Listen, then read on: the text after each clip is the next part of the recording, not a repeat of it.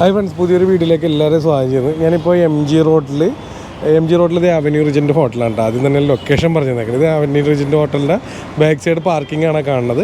അതിനോട് ചേർന്ന് തന്നെ ഇവിടെ ഒരു പുതിയൊരു മ്യൂസിയം ആരംഭിച്ചിട്ടുണ്ട്.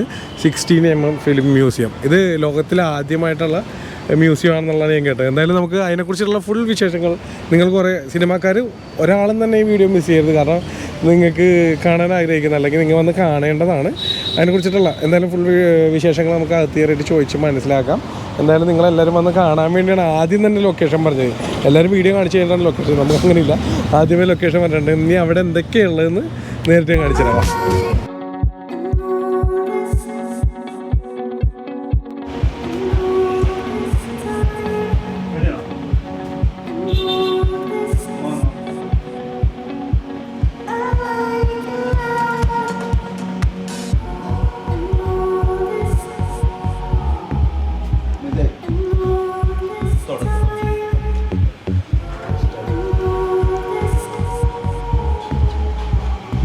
സുഭാഷ് ചേട്ടാ ബിസിയാണോ?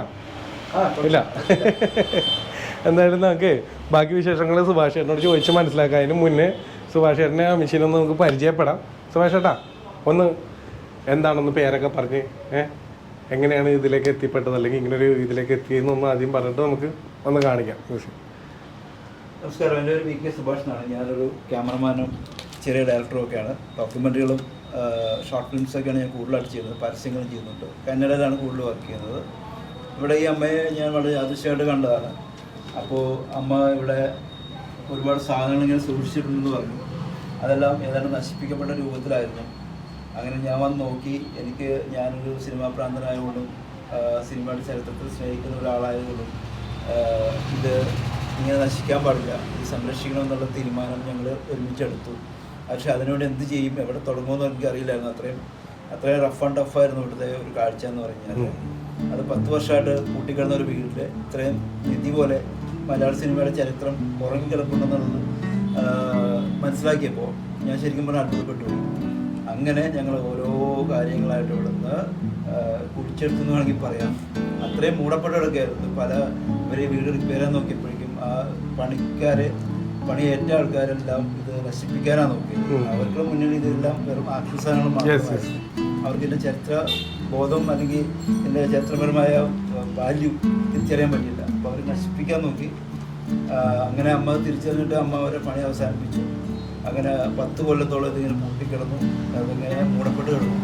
ഒരുപാട് മരപ്പലകളുടെയും ചെതലുകളുടെയും ഇടയിൽ ഇതിങ്ങനെ കിടക്കുകയായിരുന്നു. ഞാനത് വന്നു. ഞങ്ങൾ വേറെ പണിക്കാരൊന്നും ഏൽപ്പിച്ചില്ല. ഞാനും എൻ്റെ അസിസ്റ്റൻ്റും കൂടി തന്നെ 2.5-3 മാസം കൊണ്ട് ഇതെല്ലാം ഈ കാണുന്ന രൂപത്തിലേക്ക് ആക്കുകയാണ് ചെയ്തത്. ഈ നമ്മുടെ സിനിമ പഠിക്കുന്നതും സിനിമാ ചരിത്രവും മറ്റുള്ള കേരളത്തിൻ്റെ ചരിത്രമൊക്കെ അറിയാൻ ആഗ്രഹിക്കുന്ന എല്ലാവർക്കും ഇത് കണ്ട് മനസ്സിലാക്കാൻ ഒരുപാട് ഉണ്ട്. എന്നാൽ ഒരു വലിയ മ്യൂസിയം ഒന്നുമല്ല, ചെറിയ മ്യൂസിയമാണ്. പക്ഷേ ഇങ്ങനെ ഒരു മ്യൂസിയം എന്നുള്ള കൺസെപ്റ്റിലായാലും മാത്രമേ ഇത് ജനങ്ങളിലേക്ക് എത്തൂ, അല്ലെങ്കിൽ ഇത് സംരക്ഷിക്കപ്പെടൂ എന്നുള്ള ഒരു ബോധത്തിൽ നിന്നാണ് ഞങ്ങളിത് ചെയ്തത്.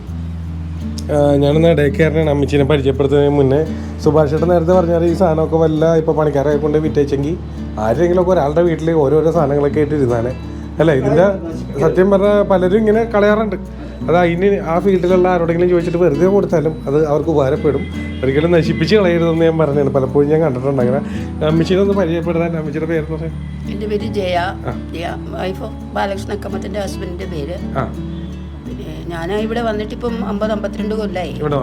ഇവിടെ വന്നിട്ട് ഇവിടെ തന്നെ താമസിച്ചു. ഇനിയും ഇവിടെ തന്നെ താമസിക്കണം എന്നുള്ള ആഗ്രഹമുണ്ട്. ഇങ്ങനെ കാണണമെന്നുള്ളത് കൊണ്ട് അതാണ് ഞാൻ സുഭാഷിൻ്റെ അടുത്ത് പറഞ്ഞത്. അപ്പോൾ അങ്ങനെ സുഭാഷ് വന്നിട്ട് ഇവിടെയൊക്കെ ഇത് ശരിയാക്കി തന്നിരിക്കുകയാണ്. ഇങ്ങനെ എല്ലാം ഓരോ സ്ഥലത്തായിട്ട് കിടന്നതാണ്. പല സ്ഥലത്തായിട്ട് ഇങ്ങനെ വിന്യസിച്ചെന്ന് ഞങ്ങൾ വെച്ചതിൽ നിന്ന് മാറി ഒക്കെ വലിച്ചിട്ട മാതിരിയൊക്കെ ആയിരുന്നു ഇവിടെ. അപ്പോൾ അതൊക്കെ എടുത്തിട്ട് ഇങ്ങനെ വെച്ച് അത് തന്നെയായിരുന്നു ഞാൻ ഉദ്ദേശിച്ചതും. പക്ഷേ ഇവിടെ വന്നു കഴിഞ്ഞപ്പോൾ ഒരു മ്യൂസിയത്തിൻ്റെ കൺസെപ്റ്റ് വന്ന് ഇങ്ങനെ ആക്കി വെച്ചിരിക്കുന്നുണ്ട്. അതൊരു നല്ല കാര്യമായിട്ടാണ് ഞാൻ കാണുന്നത്. തീർച്ചയായിട്ടും വളരെ നല്ല കാര്യമാണ്. എല്ലാവരും വന്ന്, പ്രത്യേകിച്ച് സിനിമാ ഫീൽഡിലുള്ള ഒരാളും മിസ് ചെയ്യരുത്. ഈ വീഡിയോ വേണ്ട, ഇവിടെ വന്ന് നിങ്ങൾ ഒരിക്കലെങ്കിലും വിസിറ്റ് ചെയ്യേണ്ടതാണ്. കാരണം അത് നിങ്ങൾക്ക് കാണാനുള്ള കുറേ സാധനങ്ങളുണ്ട്. ഞാൻ തന്നെ ഒന്ന് അത്ഭുതപ്പെട്ടില്ല അത് കയറിയപ്പോൾ. പിന്നെ ഇത് എങ്ങനെയായിരുന്നു ഇത്രയും കളക്ഷൻ? അത് ബിസിനസ് എന്ന നിലയിൽ, അതായത് സൈഡ് അതിന് ലൈക്കിംഗ് ഉള്ളത് കൊണ്ടാണ് ഈ ഫീൽഡിൽ ഇങ്ങനെ വന്നിട്ട് ചെയ്യാൻ തുടങ്ങിയത്. അപ്പം അങ്ങനെ കുറച്ചായി വന്നു. പിന്നെ സ്വന്തമായിട്ട് വാങ്ങി കളക്ട് ചെയ്തു. പിന്നെ സ്പെയർ പാർട്സ് ഒക്കെ ആണെങ്കിലും വാങ്ങി കൊടുക്കുന്ന ചുറ്റുപാടിലായി. വലിയ ബിസിനസ്സായിട്ടല്ല, നമ്മുടെ തന്നെ ക്ലയൻസിന് വേണ്ടി വാങ്ങി അവർക്ക് കൊടുക്കുക എന്നുള്ള നിലയിലായി. അപ്പം അങ്ങനെ കളക്ട് ചെയ്തത് കുറേയൊക്കെ ഉണ്ടായിരുന്നു അവസാനം. അപ്പോൾ അതൊക്കെ എക്സിബിറ്റ് ചെയ്ത് വെച്ചിട്ടുണ്ട്. ഹസ്ബൻഡ് ജോലി ഉണ്ടായിരുന്നു, ഇതൊരു ഇതായിട്ടാണ് ചെയ്തത്, സൈഡായിട്ടാണ് ചെയ്തത്. പിന്നെ അത് ഞാനും കൂടി ഉള്ളത് കൊണ്ട് എന്നെ ജോലിക്ക് അയക്കുന്നില്ല, ആ ചുറ്റുപാടിൽ എനിക്കായിട്ടൊരു ജോലി ആയില്ലേ എന്ന് പറഞ്ഞിട്ട് വീട്ടിലിരുന്നിട്ട് ചെയ്യാൻ പറ്റിയതല്ലേ എന്ന നിലയിൽ ചെയ്തിരുന്നു. ഹസ്ബൻഡാണ് ചെയ്തുകൊണ്ടിരുന്നതും സഹായിച്ചിരുന്നതും ഒക്കെ. ഹസ്ബൻഡ് ഇപ്പോൾ ഇല്ല, 9 കൊല്ലം 10 കൊല്ലം. അപ്പോൾ ഇദ്ദേഹം ആയിരുന്നു എറണാകുളത്തെ 16 സിനിമകൾ പ്രദർശിപ്പിച്ചിരുന്നതിൽ ഏറ്റവും പ്രമുഖനായിട്ടുള്ള വ്യക്തി. ഇവിടുത്തെ ഫിലിം സൊസൈറ്റികൾ, ക്ലബ്ബുകൾ, പള്ളിപ്പെരുന്നാളുകൾ, അമ്പലം ഉത്സവം തുടങ്ങിയുള്ള ക്ലബ്ബുകളുടെ വാർഷികങ്ങളെല്ലാത്തിനും 16 സിനിമ അക്കാലത്ത് ഒരു അവിഭാജ്യ ഘടകമായിരുന്നു. കാരണം കലാപരിപാടികൾ, ഗാനമേള, മിമിക്സ് പരേഡൊക്കെ വരുന്നതിന് മുമ്പ് എപ്പോഴും ഉത്സവത്തിനും പള്ളിപ്പെരുന്നാളിനും ക്ലബിൻ്റെ വാർഷികത്തിനും ഫിലിം സൊസൈറ്റിയുടെ വാർഷികം എല്ലാത്തിനും 16 സിനിമകൾ അക്കാലത്ത് സൂപ്പർ ഹിറ്റ് സിനിമകൾ കളിക്കുമായിരുന്നു. അതിന് വലിയൊരു ഓഡിയൻസ് ഉണ്ടായിരുന്നു. അപ്പോൾ അത് ഒരു കാലഘട്ടമായിരുന്നു. 1950 ഒരു 60 മുതൽ ഒരു 90 അവസാനം വരെ ഇത് നിലവിലുണ്ടായിരുന്നു. അതിനുശേഷം ടി വി വന്നു. 80 കഴിഞ്ഞപ്പോൾ ടി വി വന്നു. ടി വി വന്നപ്പോഴേക്കും ഇതെല്ലാം ടി വി വന്നപ്പോഴാണ് ഇതെല്ലാം കാലഘട്ടത്തിനൊരു അനിവാര്യതയായിരുന്നു. വേറൊരു കാര്യം ചോദിച്ചോട്ടെ, എനിക്കും കൺഫ്യൂഷൻ ഉണ്ട്. ഞാൻ ഫോട്ടോഗ്രാഫറാണ്, എന്നാലും എനിക്കും കൺഫ്യൂഷൻ ഉണ്ട്. ഞാൻ ചോദിക്കണത് ഈ 16mm എന്താണെന്നൊന്ന് വിശദീകരിക്കാമോ? 16mm എനിക്കും അറിയണം. 16mm സിനിമ എന്ന് പറയുന്നത് പണ്ട് ആദ്യം കണ്ടുപിടിച്ചത് 35mm ഫിലിം കേജ് ആയിരുന്നു. അത് ഞാൻ അപ്പുറത്ത് വരെ കാണിച്ചു തരാം. അങ്ങനെ 3-4 തരം ടൈപ്പ് ഓഫ് ഫിലിംസ് ഉണ്ടായിരുന്നു, ഫിലിം ഫോർമാറ്റുകളുണ്ടായിരുന്നു. അപ്പോൾ 35mm ഫിലിം ഫോർമാറ്റ് എന്ന് പറഞ്ഞാൽ വലുതായിരുന്നു. അപ്പോൾ ഇപ്പോഴും അത് വലുത് തന്നെയാണ്. പക്ഷെ അതിന് ക്യാമറ വലുതാണ്, അതിൻ്റെ പ്രൊജക്ഷൻ സിസ്റ്റം വലുതാണ്, അത് പോർട്ടബിൾ അല്ല. അപ്പോൾ അങ്ങനെ ആയിരിക്കുന്ന സമയത്ത് 1923 ഈ Kodak film company, Eastman Kodak company 16mm film കണ്ടുപിടിച്ചത്. അതിനുശേഷം വേൾഡ് വാർ നടക്കുന്ന സമയത്ത് ഹിറ്റ്ലർ ആണ് ശരിക്കും പറഞ്ഞാൽ ലോക സിനിമയ്ക്ക് വലിയ കോൺട്രിബ്യൂഷൻ നൽകിയെന്ന് വേണമെങ്കിൽ പറയാം. ഹിറ്റ്ലറിൻ്റെ യുദ്ധക്കൊതിയായിരുന്നു അതിൻ്റെ പിന്നിൽ. കാരണം മഹായുദ്ധം നടക്കുന്ന സമയത്ത് ബോംബിങ്ങും ഫ്ലൈറ്റിൻ്റെ ക്രാഷസും എല്ലാം ലൈവായിട്ട് നല്ല ക്ലാരിറ്റിയിൽ വ്യക്തമായിട്ട് കാണാനായിട്ട് അന്നത്തെ കാലത്തുള്ള ക്യാമറകൾ വലുതായതുകൊണ്ട് ഓപ്പറേഷൻ ബുദ്ധിമുട്ടായിരുന്നു. അപ്പോൾ ചെറിയ ക്യാമറ ഉണ്ടാക്കാൻ വേണ്ടി ആരിഫ്ലെക്സ് എന്ന് പറഞ്ഞ കമ്പനിക്ക് ഹിറ്റ്ലർ കൊട്ടേഷൻ കൊടുക്കുകയും അവരെ കൊണ്ട് നിർബന്ധിച്ച് പണം കൊടുത്ത് ചെറിയ ക്യാമറകൾ ഉണ്ടാക്കിച്ച ക്യാമറകളാണ് ഇന്നും ലോക സിനിമയിൽ ഉപയോഗിക്കുന്ന നമ്പർ 1 ക്യാമറ ആരിഫ്ലെക്സ്. ആ ആരിഫ്ലെക്സിൻ്റെ 16mm ഫോർമാറ്റാണ് അന്ന് ക്യാമറകൾ ധാരാളം ഉണ്ടായിരുന്നു. അതായത് കുറേ ക്യാമറകൾ ഉണ്ടാക്കി ഹിറ്റ്ലർ ഉണ്ടാക്കി വെച്ചു. ആ ക്യാമറകൾ യുദ്ധം കഴിഞ്ഞ് ഹിറ്റ്ലർ മരിച്ചു, എല്ലാം കഴിഞ്ഞത് ബാക്കി വന്ന ക്യാമറകൾ ഉപയോഗിച്ചിട്ടാണ് അക്കാലത്ത് ഒരു പുതിയ സിനിമാ സംസ്കാരം ഉണ്ടായത്. സിനിമാ വെറൈറ്റി എന്നൊക്കെ പറഞ്ഞിട്ട് ഡോക്യുമെൻ്ററി ഷൂട്ട് ചെയ്യുന്ന ഒരു പരിപാടി ഉണ്ടായിരുന്നു. അതിൽ നിന്ന് ഇതിനകത്ത് സിനിമ കഥകളുണ്ടാക്കി കഥാചിത്രങ്ങളായിട്ട് ഉണ്ടാക്കാൻ സാധിക്കുമെന്ന് മനസ്സിലായപ്പോൾ അക്കാലത്ത് ലോ ബഡ്ജറ്റ് പടങ്ങൾ എന്ന് പറയുന്ന പടങ്ങൾ കുറേയധികം ഈ ഫോർമാറ്റിൽ ഷൂട്ട് ചെയ്തു. ഇത് വീതി കുറഞ്ഞ ഫിലിമാണ്, അതായത് 35mm ഇരട്ടി ഷൂട്ട് ചെയ്യാൻ പറ്റും. 35mm പകുതി പൈസ മതി ഷൂട്ട് ചെയ്യാനായിട്ട്. പിന്നെ പോർട്ടബിൾ ആയതുകൊണ്ട് ഔട്ട്ഡോർ ലൊക്കേഷനിലേക്ക് കൊണ്ടുപോകാൻ പറ്റുമായിരുന്നു. അപ്പോൾ അങ്ങനെ ഒരുപാട് ബ്ലാക്ക് ആൻഡ് വൈറ്റ് സിനിമകൾ, നിശബ്ദ സിനിമകൾ ഉണ്ടായി ലോകത്ത്. ആ നിശബ്ദ സിനിമയിൽ സൗണ്ടും കൂടി ആഡ് ചെയ്യാൻ പറ്റുന്ന ഒരു ടെക്നോളജി അക്കാലത്തേക്ക് വന്നു. 1945 ഒക്കെ ആയപ്പോഴേക്കും സൗണ്ടും കൂടി മെർജ് ചെയ്തു. അപ്പോൾ ശബ്ദ ചിത്രങ്ങളായിട്ട് മാറി. അപ്പോൾ അതിൽ തൊട്ട് മുമ്പുണ്ടായിരുന്ന ചാർലി ചാപ്ലിൻ്റെ ചിത്രങ്ങൾ നമ്മൾ കണ്ടിട്ടുണ്ട്, നിശബ്ദ ചിത്രങ്ങളായിരുന്നു. പിന്നീട് ഈ സൗണ്ട് ട്രാക്കും കൂടി അടുത്ത് ആഡ് ചെയ്യാൻ പറ്റുന്ന ടെക്നോളജി കണ്ടുപിടിച്ചപ്പോൾ സൗണ്ടും കൂടിയായി. അങ്ങനെ അപ്പോഴും ഒരു 35mm വെല്ലുവിളി തിയേറ്ററിൽ മാത്രമേ കാണിക്കാൻ പറ്റുള്ളൂ, കാരണം പ്രൊജക്ഷൻ ഭയങ്കര വലുതാണ്. അപ്പോഴും ഗ്രാമങ്ങളിൽ ഒരിക്കലും സിനിമകൾ എത്തൂല.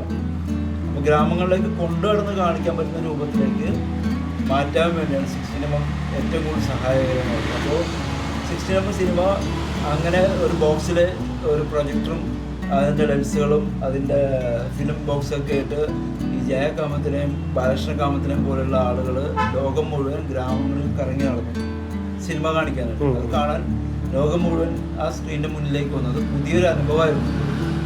കാരണം തിയേറ്ററിൽ ഓടിയിരുന്ന സിനിമകൾ അവർക്ക് കാണാൻ പറ്റില്ല. അന്ന് ഓർക്കണം, ഹൈ റേഞ്ചിലും മറ്റുള്ള ഗ്രാമങ്ങളിലുള്ള തിയേറ്ററില്ല. ഒരു തിയേറ്റർക്ക് എവിടെയെങ്കിലും ഉണ്ടോ, അവിടെ പോകാൻ പറ്റില്ല ഗ്രാമവാസികൾക്ക്. അപ്പോൾ അവിടേക്ക് ചെല്ലുകയാണ് സിനിമ, ജനങ്ങളിലേക്ക് നേരിട്ട് ചെല്ലുക. അന്ന് സിനിമ കാണുകയാണ് എല്ലാവരും. അങ്ങനെ സിനിമ പഠിച്ച ആൾക്കാരും ഒക്കെയാണ് നമ്മുടെ പഴയ തലമുറയിലുള്ള ആൾക്കാർ. അങ്ങനെയാണ് സിനിമ കണ്ടത്. എല്ലാ ലോക സിനിമ, വേൾഡ് ക്ലാസിക്കൽ സിനിമകൾ, ബൈസിക്കൽ തീംസ് പോലെയുള്ള വമ്പൻ ക്ലാസിക്കുകൾ. ഇപ്പോൾ നമ്മുടെ ഇന്ത്യയിലാണെങ്കിൽ സത്യജിത്രയുടെ സിനിമകൾ, പദർ പഞ്ചല്, അപരാജിതോ, അപ്പുർ സൻസാർ പോലെയുള്ള ക്ലാസിക് സിനിമകൾ, അടൂർ ഗോപാലകൃഷ്ണൻ സിനിമകളൊക്കെ നമ്മുടെ ഫിലിം സൊസൈറ്റിയിലെ ആൾക്കാർ കണ്ടത് മുഴുവൻ ഈ 16 mm സിനിമകളിലൂടെയാണ്. അതിലൊരു പ്രധാനപ്പെട്ട പങ്ക് വഹിച്ച ആൾക്കാരാണ് ബാലകൃഷ്ണ കാമത്തും ജയ കാമത്തും. ഇവരാണ് നിങ്ങൾ ഏറ്റവും ഇമ്പോർട്ടൻ്റ് ആയിട്ട് കാര്യം, നമ്മുടെ 1960s to 75 വരെയാണ് ഇടുക്കി ഡാമിൻ്റെയൊക്കെ നിർമ്മാണം നടന്നത്. അപ്പോൾ ഇടുക്കി ഡാം നിർമ്മിച്ചത് ഹിന്ദുസ്ഥാൻ കൺസ്ട്രക്ഷൻ കമ്പനി എന്ന HCC എന്ന് പറഞ്ഞ കമ്പനിയാണ്. അപ്പോൾ അതിൽ കൂടുതലും ഹിന്ദി തൊഴിലാളികളായിരുന്നു ഉണ്ടായിരുന്നത്. മലയാളികളുണ്ടായിരുന്നു, ഹിന്ദിക്കാരാണ് കൂടുതലും പണിത്. അപ്പോൾ അവർക്ക് എല്ലാ ആഴ്ചയും സിനിമ കാണിക്കണം. കാരണം കോടം മഞ്ഞും വെയിലും മഴയൊക്കെ ആയിട്ടുള്ള ഒരു സ്ഥലമാണല്ലോ, ഹൈ റേഞ്ചാണ്. അവർക്ക് ഒരു എൻ്റർടൈൻമെൻറ്റും ഇല്ല. അപ്പോൾ ഇവിടെ നിന്ന് ജയ കാമത്തും ബാലകൃഷ്ണ കാമത്തും ബസ്സിൽ തലയ്ക്ക് വന്നുകൊണ്ട് പോകുന്നത് പ്രൊജക്ടറും സിനിമയെ കൊണ്ടാണ് അവിടെ സിനിമ കാണിച്ചിരുന്നത്. ഒന്ന് ഓർത്ത് നോക്കണം, അതുപോലെ ഹിസ്റ്ററി ഒന്ന് ഓർക്കണം. അവിടെ പിന്നെ പ്രൊജക്ടർ ഉണ്ടായിരുന്നു, ഇവർ സിനിമ മാത്രം കൊണ്ടുപോയാൽ മതി. ഇവരിവിടെ ചെന്നൈയിൽ നിന്ന് വാടകയ്ക്ക് എടുത്തിട്ടാണ് ഇവിടെ കൊണ്ടുപോകുന്നത്. മനസ്സിലായില്ലേ? 100, 150, 500 രൂപ വരെയായിരുന്നു പരമാവധി റെമ്യൂണറേഷൻ കിട്ടിയിരുന്നത് ആ സമയത്ത്. 500 രൂപ ആ ഇവരും പോകും. അപ്പോൾ പിന്നെ ടാറ്റ ടീയുടെ മൂന്നാറിലൊക്കെ ടാറ്റ ടീ ചായ തേയില തൊഴിലാളികൾക്ക് വേണ്ടിയിട്ട് സിനിമ കാണിച്ചിരുന്ന അങ്ങനെ ഒരു കാലം ഉണ്ടായിരുന്നു. ആ കാലം നമ്മൾ മറക്കാൻ പാടില്ല. ആ കാലം മറന്നുകൊണ്ടൊന്നും നമ്മൾ സിനിമാക്കാർക്ക് മുന്നോട്ട് പോകാൻ പാടില്ല ആരും. ആ ചരിത്രം ബോധം ഉണ്ടാകാൻ വേണ്ടിയിട്ടാണ് ഞങ്ങൾ ഈ മ്യൂസിയം വിളിക്കുന്നത്. ഇവിടെ ഒന്ന് കാണുമ്പോൾ നിങ്ങൾക്കറിയാം 1959 മുതൽ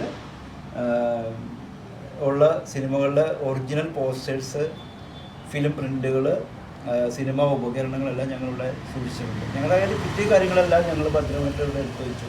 നിങ്ങൾക്ക് കാണാൻ വേണ്ടി നിങ്ങളെല്ലാം വരിക, ഇത് കാണുക, ഇത് അറിയുക. അതിനു വേണ്ടിയിട്ടുള്ള ഒരു ശ്രമമാണ് ഇത്. എല്ലാവർക്കും ഇങ്ങോട്ട് സ്വാഗതം. ചുറ്റി കാണാം അല്ലേ, തുടങ്ങാമല്ലോ. ഇതിനെ കുറിച്ചിട്ടൊന്ന് വിശദീകരിക്കാമോ? ഇപ്പോൾ ഈ കയ്യിലുള്ളത് ലെൻസ്, അനമാഫിക് ലെൻസ്.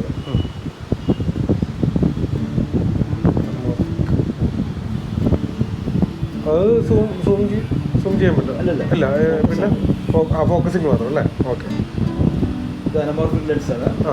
ഇത് വലിയ സ്ക്രീനിലേക്ക് അമ്പലപ്പുറത്തിലും പള്ളിപ്പുറത്തിലൊക്കെ ഷോ നടക്കുന്ന സമയത്ത് അത് വലിയ സ്ക്രീനിലേക്ക് കൂടുതലുണ്ടാകുമ്പോൾ വലിയ സ്ക്രീനിലായിട്ട് ചിലയിലും കാണാൻ പറ്റും. അപ്പോൾ അതിനുവേണ്ടി എടുത്തുള്ള ലെൻസാണ്. ഓക്കെ. ഇത് ഇതിൻ്റെ നോർമൽ ലെൻസാണ്. അതായത് ഇത് ആണെങ്കിൽ കുറച്ച് പേരൊക്കെ ഉള്ളെങ്കിൽ ഇതിൽ തന്നെ പ്ലേ ചെയ്യും. കൂടുതൽ ആൾക്കാർ വരുമ്പോൾ വലിയ സ്ക്രീനിൽ ആണെങ്കിൽ ഈ ലെൻസ് ഇവിടെ ഈ അഡാപ്റ്റർ അത് അങ്ങനെയല്ലേ?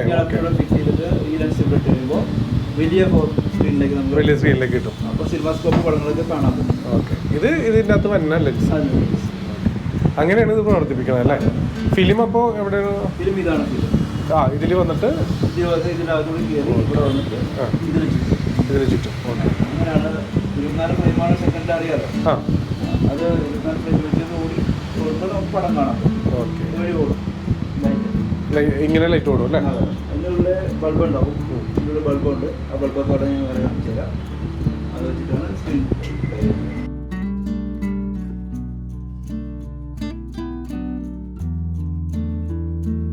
കുറേ കാര്യങ്ങളും കൂടി നമുക്ക് കാണാനുണ്ട്. എന്തായാലും അങ്ങോട്ട് കയറി നോക്കാം എന്തൊക്കെയാണ് അവിടുത്തെ വിശേഷങ്ങൾ നോക്കട്ടെ. ഇത് ചെറിയ പൂജാമുറിയുണ്ട്. ഫിലിമൊക്കെ ഫിലിം ഇതാണ് ചേട്ടൻ നേരത്തെ പറഞ്ഞത് 85 mm 16 mm വ്യത്യാസം കണ്ട അത്രയും ഡിഫറൻസ്. ഇത് 80 mm ഉണ്ടല്ലേ? 8 mm. ഇവിടെ അടിപൊളി പോസ്റ്റർ ഇരിക്കുന്നുണ്ട്. ആദ്യം ഞാനൊന്ന് ഓടിച്ചിട്ട് റൂമൊന്ന് കാണിച്ചു തരാം ചേട്ടാ. ഇവിടെ സൈക്കിള്, ഇത് സൈക്കിള് അത് ഉപയോഗിച്ചിരുന്നാണ്. 1959-60s 1960s okay.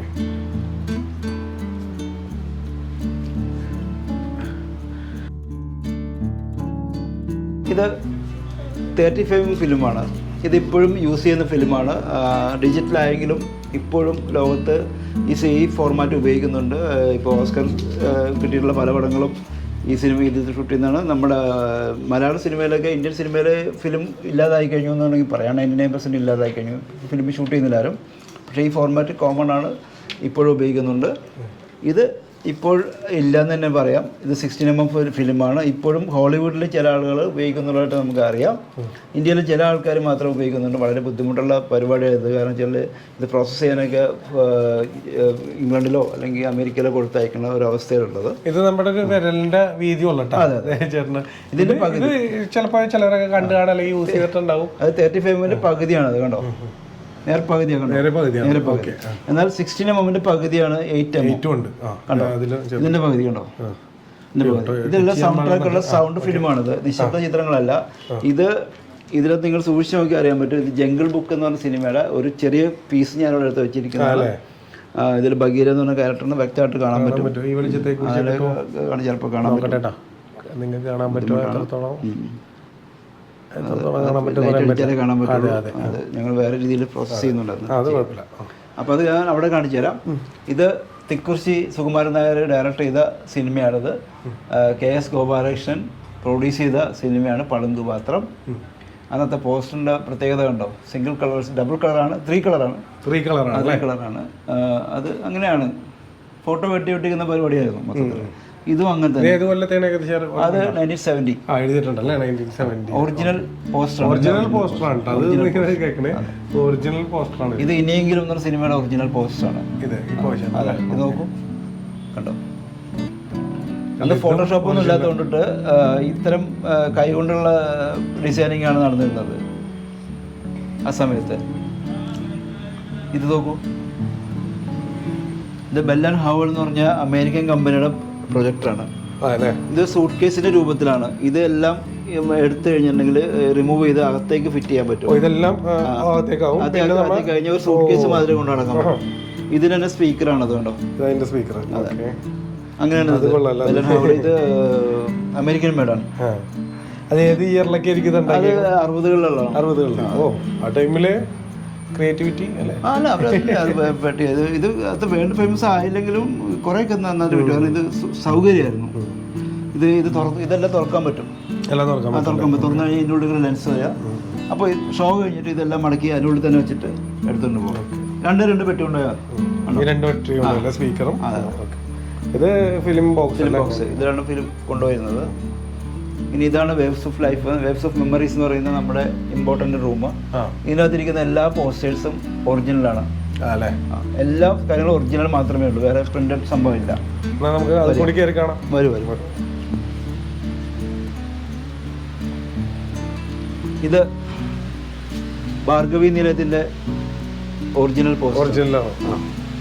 നിങ്ങൾക്ക് ഇച്ചിരി കൂടി വെളിച്ചം, ഇത് ഇവിടെ നേരിട്ട് കാണുന്നത് മറ്റേ ഫീൽഡിൽ തന്നെ കാണുന്നുണ്ട്. ഇവർ സെറ്റ് ചെയ്ത് വെച്ചേക്കണം. നിങ്ങൾക്ക് ഇവിടെ കയറിയപ്പോൾ ശ്രദ്ധിച്ചിട്ടുണ്ടാവും. ഇപ്പോൾ ഇത്തിരി വെളിച്ചം കൊടുത്താണ് നമ്മുടെ വിഷ്വലി ക്ലിയർ ആക്കാൻ വേണ്ടി മാത്രം. ഇത് ഭാർഗവി നിലയത്തിൻ്റെ ക്യാരക്ടർ പോസ്റ്റാണ്. ഭാർഗവി എന്ന് പറഞ്ഞ ക്യാരക്ടർ മാത്രമേ എത്തുള്ളൂ. A. വിൻസെൻ്റ് മാഷ് സംവിധാനം ചെയ്ത ഏറ്റവും പ്രശസ്തമായ സിനിമകളിലൊന്നാണ് ഭാർഗവി നിലയം. 1964 ഇറങ്ങിയതാണ്. ഇത് ഒറിജിനൽ പോസ്റ്ററാണ്. ഇത് ഊതിക്കാച്ചിയ പൊന്നെന്ന് പറഞ്ഞ സിനിമയുടെ പോസ്റ്ററാണ്. മമ്മൂക്കയും ലാലേട്ടനൊക്കെ അഭിനയിച്ച, പൂർണിമ ജയറാമൊക്കെ അഭിനയിച്ച 1981 ഇറങ്ങിയ പടത്തിൻ്റെ പോസ്റ്ററാണ്. ഇത് മൂടുപടം. ഇത് രാമോക്കാര്യൻ്റെ പടമാണ്. വിൻസെൻ്റ് മാഷ് ക്യാമറ ചെയ്ത, പരീക്കുട്ടി പ്രൊഡ്യൂസ് ചെയ്ത സിനിമയാണ് മൂടുപടം. വളരെ ഫേമസ് ആയിട്ടുള്ള സിനിമയാണ്. നല്ലൊരു കാണാനൊരു ഭംഗിയുള്ളൊരു പോസ്റ്റർ അല്ലേ ആ കാലഘട്ടത്തിൽ? അതെ, അതിലും വലിയ നല്ല ഭംഗിയുള്ള പോസ്റ്റർ ഇവിടെയൊക്കെ കാണിച്ചു തരാം. പൂജാപുഷ്പം. അത് അവിടെയുണ്ട്. ഇനിയെങ്കിലും ലാലേട്ടൻ അഭിനയിച്ച ഇനിയെങ്കിലും എന്ന IV ശശി ചിത്രത്തിൻ്റെ ഒറിജിനൽ പോസ്റ്ററാണ്. എല്ലാം ഒറിജിനലായിട്ടിരിക്കണത്. തിരയും 80s ഇറങ്ങിയതാണ്. ഇനി ഇങ്ങോട്ട് തിരിക്കുക ക്യാമറ. ഞാൻ വേറെ കാര്യം കാണിച്ചു തരാം. ഈ നാട് സിനിമയുടെ ഒറിജിനൽ പോസ്റ്ററാണ്, ക്യാരക്ടർ പോസ്റ്ററാണ്. കൃഷ്ണേന്ദ്രൻ എൻ്റെ സീനാണ്, അതും ക്യാരക്ടർ പോസ്റ്ററാണ്. ഇതിൻ്റെ താഴെ ഇരിക്കുന്നത് എല്ലാം പ്രൊജക്ടർ ലെൻസുകളാണ്. പ്രൊജക്ടറിൽ ഉപയോഗിക്കുന്ന ലെൻസുകളാണ്. ഓക്കെ. ഇനിയുള്ള കാര്യം വെച്ചാൽ ഇവിടുത്തെ ഏറ്റവും പ്രധാനപ്പെട്ട ഒരു കാര്യം വെച്ചാൽ ഇതാണ്. ഇത് ജംഗിൾ ബുക്ക് എന്ന് പറഞ്ഞ സിനിമയുടെ ഒറിജിനൽ കോപ്പിയാണ്, 8mm കോപ്പിയാണ്. 1967 ഇറങ്ങിയതാണ് ജംഗിൾ ബുക്ക്. ഇതിൻ്റെ ആ കാലത്തുള്ള ഹോം സിനിമകൾ ഇങ്ങനെയായിരുന്നു. വലിയ പണക്കാരുടെ വീട്ടിൽ മാത്രം TV ഉണ്ടായിരുന്നില്ല. അപ്പോൾ ആ സമയത്ത് ആനിമേഷൻ സിനിമകൾ അവർ കണ്ടിരുന്നത് ഈ 8mm സ്ക്രീനായിരുന്നു. അതിൻ്റെ പ്രൊജക്ടറാണിത്. അതിൻ്റെ പ്രൊജക്ടറാണ് ഈ പ്രൊജക്ടർ. ഇതിനകത്ത് ഇപ്പോൾ ഫിലിം ഉണ്ടോ? ഉണ്ട്. ഓപ്പൺ ചെയ്തൊന്ന് കാണിക്കാമോ? ഇങ്ങനെ അതായത് ഇപ്പോൾ CD വന്നില്ല ആ ഒരു രീതി. അത് 1967 ഇറങ്ങിയെന്ന് ഓർക്കണം. പിന്നെ ഇതാണ് പ്രൊജക്ടർ. ഇത് വീടുകളിലുണ്ടാവും, വലിയ പണക്കാരുടെ വീട്ടിൽ മാത്രം ഉണ്ടാവും.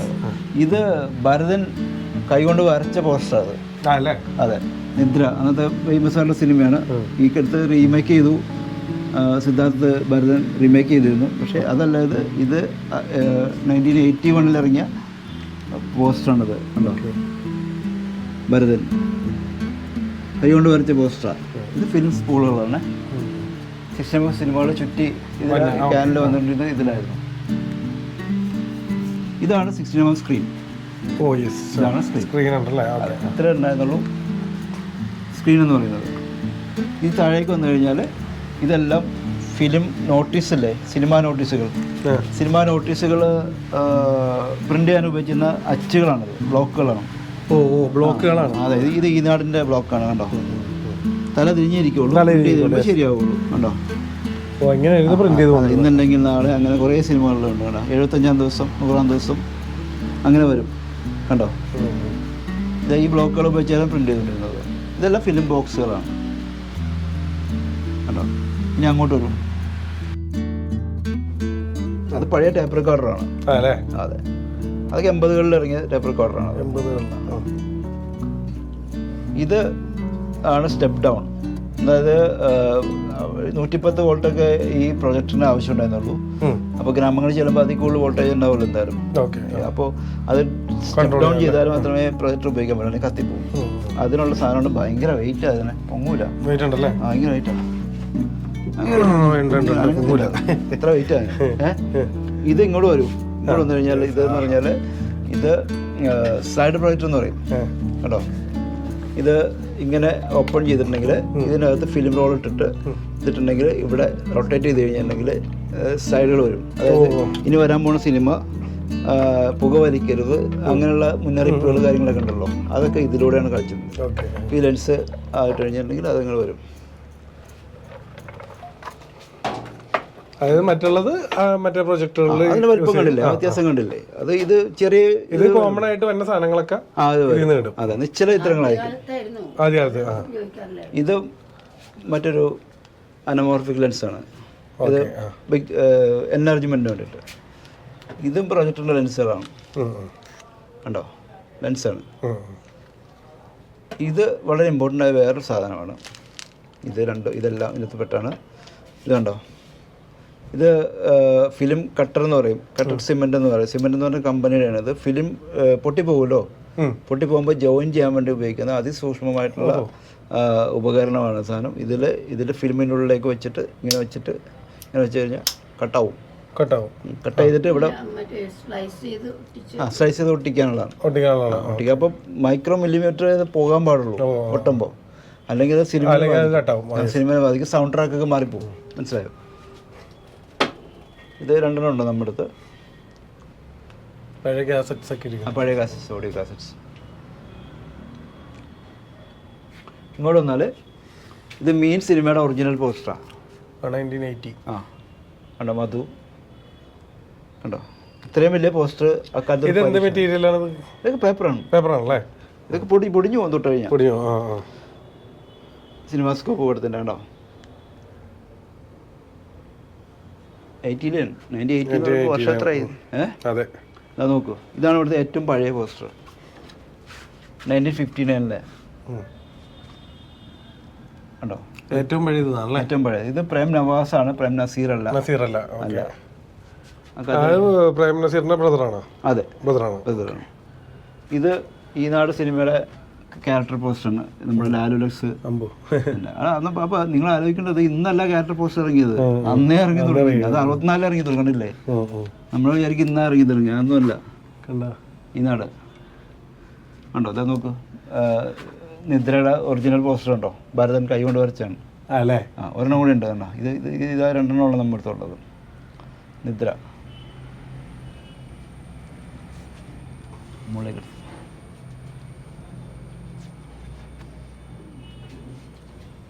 ഇത് 1983 RK ദാമോദരൻ മാതൃഭൂമി പത്രത്തിൽ എഴുതിയ ഒരു ആർട്ടിക്കിളാണ്. കാസറ്റിന് പുറമെ കാറ്ററിജ് എന്ന് പറഞ്ഞ സാധനം കൊണ്ട് വരാൻ തുടങ്ങിയത് ആ സമയത്ത്. അത് ഹിറ്റായില്ല. ഇത് അങ്ങനെ ഓടിയില്ല. അത് ആ ഫോർമാറ്റ് നമുക്കൊന്നും അത്ര ഓർമ്മയില്ല. ഇങ്ങനെ ഒരു ഫോർമാറ്റ് കൂടി വന്നിരുന്നു ഓഡിയോ കാസറ്റിൽ. അപ്പോൾ അതിനെപ്പറ്റി എഴുതിയ ആർട്ടിക്കിളാണത് അദ്ദേഹം 1983. ഇത് തിരയും തീരവും ഒറിജിനൽ പോസ്റ്ററാണ്. ഇത് ഈ പെട്ടി, ഈ സിനിമ വന്ന പെട്ടിയത്. അതല്ലേ? എത്രയിലാണ്? 1980. ഇത് നോക്കൂ, ഇത് പ്രൊജക്ടറിൻ്റെ വാൽവാണിത്, സ്പീക്കറോട് കൂടി. അപ്പോൾ ഇത് വാൽവ് ചൂടാകാനനുസരിച്ചാണ് വോളിയം കൂടുക, സൗണ്ട് കൂടുന്നത്. ഇത് അതിന് തന്നെ ഒരു സ്പീക്കറാണ്, ആംപ്രോ എന്ന് പറഞ്ഞിട്ടൊരു സ്പീക്കറാണിത്. ഇതൊക്കെ ചുമന്നുകൊണ്ടാണ് അവർ പോയിരുന്നത്. അപ്പോൾ അത്ര സൗണ്ട് ഉണ്ടാവുള്ളൂ. പക്ഷെ അത് അന്ന് ഭയങ്കര ശബ്ദമാണ്. കാരണം വേറെ പുറത്തൊന്നും ശബ്ദമില്ലല്ലോ, വേറെ എവിടെ പാട്ട് വെക്കുന്നില്ല, മറ്റു സംഭവങ്ങളൊന്നുമില്ല, അത് മാത്രമല്ലേ ഉണ്ടാവുള്ളൂ. അപ്പോൾ അത് ആ ശബ്ദം ആ ഓഡിയൻസിന് ധാരാളമായിരുന്നു. പിന്നെ കിട്ടാത്തൊരു സാധനമാണ്. ഇപ്പൊ ഇനിയിപ്പോ വീട്ടിൽ പോയിരുന്നാലും കാണാന്നുള്ള ആഗ്രഹം നടക്കൂല, പോയി കണ്ടേ സൈലന്റ് ആയിട്ടിരിക്കേണ്ട അവരുടെയും കൂടി ഉത്തരവാദിത്വം. അതെ അതെ. ഇനിയെങ്കിലും 1983 അല്ലേ? ഇത് 83. ഒരു സംശയം തീർക്കാൻ വേണ്ടി ചോദിക്കുകയാണ് മാഡത്തിനോടാണ്. മാഡം ഹസ്ബൻഡും സാറും ഇതുകൊണ്ട് കാണിക്കുമെന്നൊക്കെ പറഞ്ഞിരുന്നല്ലോ, ഫിലിം കൊണ്ടേ അവിടെ. അപ്പോൾ ഈ പോസ്റ്ററുകൾ ആ ടൈമിൽ എന്താണ്?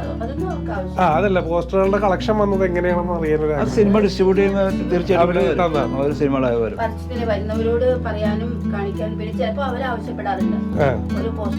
കൊണ്ടുപോകാൻ പറഞ്ഞല്ലേ? കാരണം അവിടെ ഷോ ഉണ്ടെന്ന് കാണിക്കണ്ടേ? അതായത് നിങ്ങളൊരു ഇതെല്ലാം ഒറിജിനൽ പോസ്റ്ററുകളാണ്. ഇതെല്ലാം പൊടിയുന്ന അവസ്ഥയിലാണ്.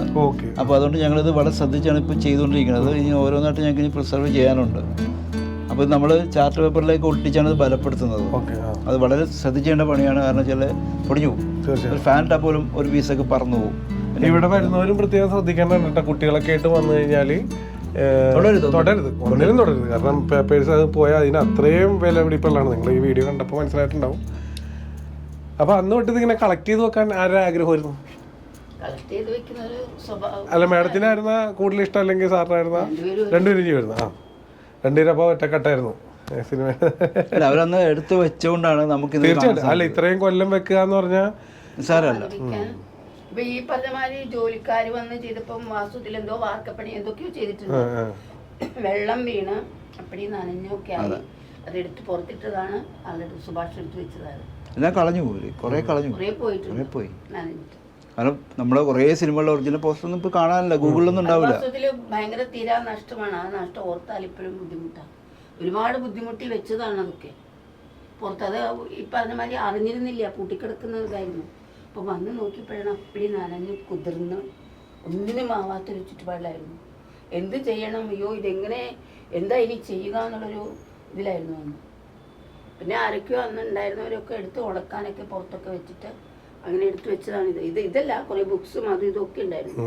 അതെല്ലാം പോയി, നഷ്ടപ്പെട്ടു. എല്ലാം പോയി, കത്തിച്ചു കളഞ്ഞു. കത്തിക്കാതെ ഞങ്ങൾക്ക് നിവൃത്തി ഉണ്ടായിരുന്നില്ല. കാരണം എല്ലാം ചെതലടിച്ചു. അതിൻ്റെ ബാക്കിയുള്ള പുസ്തകങ്ങളാണ് ഞങ്ങളിപ്പോൾ പ്രിസർവ് ചെയ്ത് നല്ല പുസ്തകങ്ങളെല്ലാം എടുത്തു വെച്ചു, റെഡിയാക്കി. അപ്പോൾ അമ്മച്ചി വളരെ സന്തോഷം. ഇങ്ങനെയുള്ള കാര്യം സാറ് നമ്മുടെ കൂടെ ഇല്ല. ഇങ്ങനെ കുറച്ച് സാധനങ്ങളൊക്കെ കളക്ട് ചെയ്ത് വെച്ച്, അതുപോലെ സുഭാഷ് ചേട്ടൻ്റെ സപ്പോർട്ട് കൂടി ഇങ്ങനെ ഒരു മ്യൂസിയം നമുക്ക് കാണാൻ സാധിച്ചു. ഇത് എടുത്ത് വെച്ചതിനൊക്കെ പ്രത്യേകം നന്ദി അറിയിക്കുന്നു. കാരണം ഞങ്ങൾക്കും ഇനി കുറേ പേർക്ക് കാണാനുണ്ട്. പിന്നെ ഒരു കാര്യം ചോദിക്കണതാണ്, ഞാനിപ്പോൾ ഇവിടെ വന്നപ്പോൾ എനിക്ക് മനസ്സിലായത്, നിങ്ങൾക്ക് ആർക്കെങ്കിലും മ്യൂസിയം കാണാനുണ്ടെന്നുണ്ടെങ്കിൽ നമ്മുടെ സുഭാഷ് ചേട്ടൻ്റെ നമ്പർ നമ്മുടെ ഡിസ്ക്രിപ്ഷനിൽ കൊടുക്കേണ്ട വീഡിയോ. നിങ്ങൾ അതിൽ വിളിച്ചിട്ട് വരിക. അങ്ങനെ പറഞ്ഞാൽ മറ്റൊന്നും കൊണ്ടല്ല, ഇത് ഇവർ ചെയ്യാൻ പറയില്ല. ഇപ്പോൾ ഒരു ഉള്ള അവസ്ഥയൊക്കെ വെച്ച് തട്ടിക്കൂട്ടി വെച്ചേക്കണേണ്. ഇതിലും ഭംഗിയാക്കാൻ വേണ്ടി തന്നെയാണ് അവരുടെ ആഗ്രഹം. പക്ഷെ എനിക്ക് മനസ്സിലായ ഒരു കാര്യം ഞാൻ എൻ്റെ ഇഷ്ടത്തിന് പറയുന്നതാണ് കേട്ടോ, സോറി. അതായത് എനിക്ക് മനസ്സിലായത് അവിടെ പഴയ കുറേ പോസ്റ്ററൊക്കെ നിങ്ങൾ കണ്ടിരുന്നു. അതൊക്കെ ഞാൻ പറഞ്ഞില്ലേ, പിള്ളേരൊക്കെ ആയിട്ട് വന്നാൽ സൂക്ഷിക്കണം. വല്ല വലിക്കുക അല്ലെങ്കിൽ പിടിക്കുക ചെയ്ത് കഴിഞ്ഞാൽ പോയി അതോടുകൂടി ഒറിജിനൽ പോസ്റ്റർ ഇരിക്കണം. പിന്നെ ഞാനിങ്ങനെ വെറുതെ ഇങ്ങനെ ഷെയർ ചെയ്തേ, അത് കുറച്ചും കൂടി ഇതായിട്ട് വെക്കണം. കാരണം അതിലൊക്കെ തൊട്ടാ പ്രശ്നം എന്ന് പറയുമ്പോൾ ഇതിപ്പോൾ ഇങ്ങനെ ഒരു തട്ടിക്കൂട്ടി ഇത്ര ആക്കി എടുത്തേക്കണേണ്. അത് ലാമിനേറ്റൊക്കെ ചെയ്ത് വെക്കണമെങ്കിൽ അതിൻ്റെ സാമ്പത്തികമായിട്ട് കുറച്ച് പ്രശ്നങ്ങളൊക്കെ ഉണ്ട്. അപ്പോൾ എന്താ പറയുക, ഞാൻ പിന്നെ അതുപോലെ ടിക്കറ്റിൻ്റെ കേസ് ചോദിച്ചു, ഇവിടെ വല്ല ഫീസ് ഉണ്ടാവുക അതൊന്നും വെച്ചിട്ടില്ല, അതൊന്നും പ്രതീക്ഷിച്ചിട്ടുള്ള അവർ ചെയ്യണത്. അതിന് പ്രത്യേകം നന്ദി. പക്ഷേ മറ്റൊരു സൈഡ് കൂടി കാണണം, ഇവരിങ്ങനെ ഒരു സാധനം ചെയ്ത് വെച്ചിട്ട് ഇവിടെ ഒരാളെ നിർത്തിയിട്ട് പോകണമെങ്കിൽ, കാരണം സുഭാഷേട്ടൻ്റെ ഒരു വർക്കിന് പോകണമെങ്കിലും അമ്മച്ചിക്കാണെങ്കിലും എവിടെയെങ്കിലും പോകണമെങ്കിൽ ഈ ഒരാളെ നിർത്തിയാൽ തന്നെ നമ്മൾ അതിൻ്റെ സാലറിയൊക്കെ കാര്യങ്ങളൊക്കെ കൊടുക്കണം. അപ്പോൾ വന്നവർ നിങ്ങളാൽ കഴിയുന്ന രീതിയിൽ അവരെ ഹെൽപ്പ് ചെയ്യണമെന്നും കൂടി ഞാൻ പറഞ്ഞാണ്. ചെറിയ രീതിയിലാണെങ്കിൽ ചെറിയ രീതിയിൽ, കാരണം അവർ ഫ്രീ ആയിട്ട് ഇങ്ങനെ ഒരു സാധനം ചെയ്ത് തരുമ്പോൾ നമ്മളത് അപ്പുറത്തെ സൈഡ് കാണാതെ പോകരുത്. അപ്പോൾ എന്തായാലും എല്ലാവരോടും സ്വാഗതം ചെയ്യുന്നു. എൻ്റെ പേരിലും സുഭാഷേട്ടൻ്റെ അമ്മച്ചിയുടെ പേരിൽ എല്ലാവരും കൂടെ സ്വാഗതം ചെയ്യുന്നു. പിന്നെ കാണാൻ പറ്റിയതിന് മുന്നേ ആ ഡിസ്ക്രിപ്ഷനിൽ നമ്പറിൽ വിളിച്ചിട്ട് വേണം കേട്ടോ. വേറെ എന്തെങ്കിലും പറയാനുണ്ടോ അമ്മച്ചി നമ്മുടെ കാണികളോട്? പറയാനെന്ന് പറഞ്ഞാൽ നമ്മൾ പ്രകൃതിയുടെ സാധനങ്ങൾ നമ്മൾ ഒരു കാലഘട്ടത്തിൻ്റെ ഓർമ്മ എന്ന നിലയിൽ നിർത്തിയത് അത് പരമാവധി സംരക്ഷിച്ച് നിർത്തണം എന്നുള്ളതാണ് എൻ്റെ ആഗ്രഹം. അത് എൻ്റെ കാലശേഷവും ആരെങ്കിലുമൊക്കെ ഏറ്റെടുത്ത് ചെയ്യും എന്നുള്ളൊരു പ്രതീക്ഷയുണ്ട്. അത്രയും ഇപ്പം എനിക്ക് പറയാനുള്ളൂ. അതിനി പറയണ്ടല്ലോ, നമ്മളിപ്പോൾ കണ്ടു, അതാണ് ഇപ്പോൾ കണ്ടതല്ലേ. സുഭാഷേട്ടാ മറ്റെന്തെങ്കിലും നമ്മുടെ കാണികളോട് പറയണ്ട? എനിക്ക് പറയാനുള്ളത്, ഇതിപ്പോൾ ഒരു ചെറിയ മ്യൂസിയം, ഇതൊരു വീടാണ്, ഇതൊരു മ്യൂസിയമാക്കി ഞങ്ങൾ മാറ്റുകയാണ്. ഇപ്പോൾ ഓരോ വീട്ടിലും കുഞ്ഞു മ്യൂസിയത്തിനുള്ള സ്കോപ്പ് ഉണ്ട്. കാരണം നമ്മുടെ കാരണവന്മാർ കടന്നു പോകുമ്പോഴും അതുപോലത്തുള്ള ആൻറ്റിക് വാല്യൂ ഉള്ള സാധനങ്ങൾ നശിപ്പിച്ച് കളയാതെ ആക്രിക്കാർക്ക് കൊടുക്കാതെ അത് സൂക്ഷിച്ച് വെക്കാനുള്ള ചെറിയ മുറിയോ ഷെൽഫോ എന്തെങ്കിലും നിങ്ങളുടെ വീട്ടിലും ഒരുക്കണമെന്നാണ് എൻ്റെ അഭിപ്രായം. കാരണം ചരിത്ര വസ്തുക്കൾ നശിപ്പിക്കാനുള്ളതല്ല, സംരക്ഷിക്കാനുള്ളതാണ്. അതാണ് ഞങ്ങൾ ഈ മ്യൂസിയം കൊണ്ട് നിങ്ങളോട് പറയാൻ ഉദ്ദേശിക്കുന്ന സന്ദേശം. ഒരു കാര്യം കൂടി പറഞ്ഞാൽ അതിൻ്റെ ഒപ്പം തന്നെ, ഇനി നിങ്ങൾക്ക് മറ്റെന്തെങ്കിലും കൊണ്ട് നിങ്ങൾ ഇപ്പോൾ ഗൾഫിൽ വല്ല വർക്ക് ചെയ്യാനിരിക്കുക അല്ലെങ്കിൽ മറ്റെന്തെങ്കിലും ബിസി ആണെങ്കിൽ അതിന് പറ്റിയ ആൾക്കാർ നിങ്ങളുടെ ചുറ്റുവട്ടത്ത് തന്നെ ഉണ്ട്. വെറുതെ ഒന്ന് ആലോചിച്ചാൽ കിട്ടും ഇതുപോലെയുള്ള ഞങ്ങളെപ്പോലെയുള്ള പ്രാന്തന്മാരായിട്ടാണ് അല്ലേ, ഒരുമിച്ചായിട്ടാണ്. അപ്പോൾ ആരെങ്കിലും ഏൽപ്പിക്കുക, അവരുടെ കയ്യിൽ അത് കിട്ടിക്കഴിഞ്ഞാൽ അവർ നോക്കണ രീതി കണ്ടാൽ ചിലപ്പോൾ നിങ്ങൾക്ക് കിട്ടും. അതാണ് അതിൻ്റെ വ്യത്യാസം. അത് എല്ലാവർക്കും ചെയ്യാൻ സാധിക്കില്ല. എന്തായാലും സന്തോഷം. നല്ലൊരു വീഡിയോ തന്നെ നമുക്ക് കവർ ചെയ്യാൻ പറ്റി. നമ്മുടെ ഫിലിമിൽ വർക്ക് ചെയ്യണം ബാബു, ആർട്ട് ഫീൽഡിൽ വർക്ക് ചെയ്യണം ബാബു ചേട്ടൻ പറഞ്ഞിട്ടാണ് സുഭാഷ് ചേട്ടനെ ഞാൻ കോൺടാക്ട് ചെയ്യണം. നേരെ ഇങ്ങനെ വന്നു, അമ്മച്ചീനെ പരിചയപ്പെടാൻ പറ്റി, സന്തോഷം. അപ്പോൾ ഒരു നല്ല വീഡിയോ തന്നെയായിരുന്നു. മറ്റൊന്നും പറയാനല്ലോ? ഇല്ല. അപ്പോൾ എല്ലാവരും വന്ന് വിസിറ്റ് ചെയ്യുക, അത്ര പറയാനുള്ളൂ അല്ലേ? Okay bye.